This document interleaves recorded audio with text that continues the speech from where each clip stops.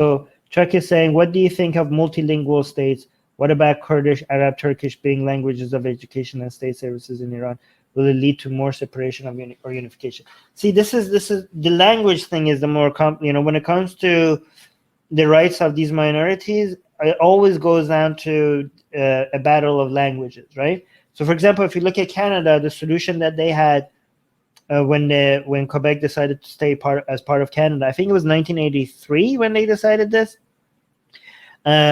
is that they made all of Canada bilingual. So the official languages of Canada became both English and French, right?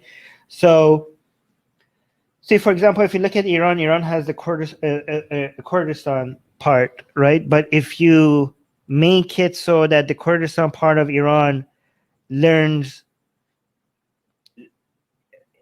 Kurdish, learns everything in school in Kurdish, okay? And that means like, it's not that they're learning Kurdish on the side, okay? It's not like they have their every class and they have a Kurdish side. Obviously, it's their right to be able to learn Kurdish, right?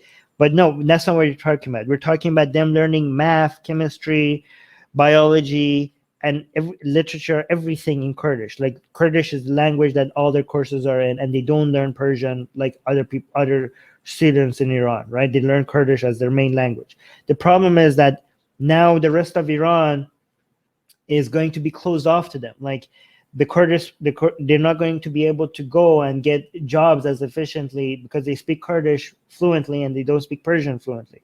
So this is a good way to keep the Kurdistan part of Iran separated from the rest of Iran. However, if you look in Iraq, the Kurdistan part of Iraq is actually better than the rest of Iraq. You could argue otherwise, but I think that's the case. It has been the case for a while. So them learning Kurdish, everything in Kurdish instead of Arabic, is not going to stop them from getting the opportunities from the rest of Iraq the way the Kurds in Iran might. For example, the Kurds in Iran, like the best jobs might be in Tehran, which is the capital of Iran. And now because they're learning Kurdish in Kurdistan part of Iran, it's going to be harder for them to be able to go get wealth from the Tehran province and bring it back to Kurdistan part, or like let's say like you teach the Baluchis in Iran everything in Baluch instead of Persian, and they grew up being fluent in Baluchi but not in Persian, and now this is one of the poorest provinces in Iran, and now that wealth, the spreading of wealth across Iran from the richer provinces to the poorer provinces, you're stopping that, right? Because the intermingling of the people around the country is going to become less efficient than before because not everybody is speaking the same language, right? So the situation is different in Iran than compared to Iraq, right? In Iraq, though, again, if the Kurdistan part of Iraq is learning everything is in Kurdish, then it's going to, I don't know, maybe I'm not as well aware of the situation in Iraq compared to Iran, but I'm assuming that means like the Arabs are not going to be able to come to the Kurdistan part of Iraq and get jobs like the rest of Iraq. And again, that wealth spreading across the country is not going to be as efficient. Maybe the solution would be, again, I don't know, because there's a lot of nuances around this, but maybe if the tribe, like I know the solution is like something in Canada or something like in UK, it's not going to work in Iraq because these people are not, the Kurds and Arabs and the Persians, the conflicts between them are a lot more deep-rooted compared to right now what's happening in the UK and Canada right now, because, I mean, the Scottish and the English, they used to be fighting with war before, and now they're just like voting. And so it's the same thing with the French and the English in Canada used to be fighting. But now it was just like, oh, we just want our rights and it's about voting and stuff. But when it comes to Iraq and Iran, they're still at the stage of like, there's still actual physical conflict between these groups in a way that it was in a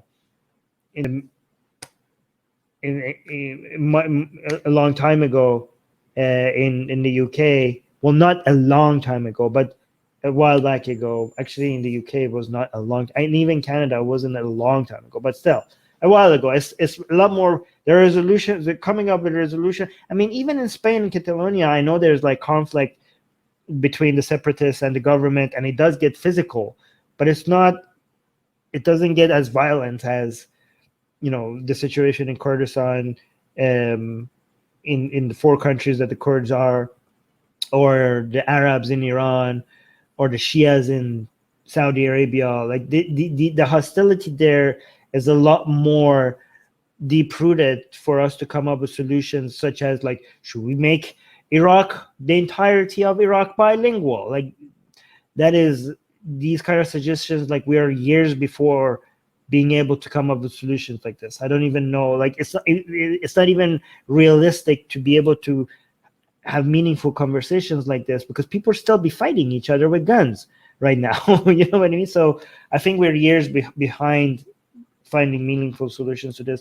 And basically right now, it's not like, people are like, what is the solution? And we could like sit around and talk about the solutions, but right now the reality on the ground is, whoever gets to win by force gets to give you the solutions. You know what I mean? Like, the actual solutions is not a matter of conversation. It's a matter of who's going to have the upper hand to basically dictate what the answer is going to be. It's going to be forced upon, based on the resources that you have, based on the guns that you have. It's not going to be based on what is the best solution to the highest number of people, right? It's more of a negotiating tactic, and who comes up winning the negotiation based on all the leverages they have, rather than a solution that is actually the best thing for the highest. So sometimes when we discuss these things and we're like, what is this best solution? We discuss it as if like coming up with the actual best solution is going to have any much of a weight on what the actual result is going to be. You know what I mean? It's more of a might make right kind of situation on the ground, rather than what's actually the ideal solution. Hey guys, if you want to join these streams live, get your comments and questions read by Ali and Armin and the guests, and most importantly, to get full access to the full video versions of all these episodes, become a patron. Link in the description below.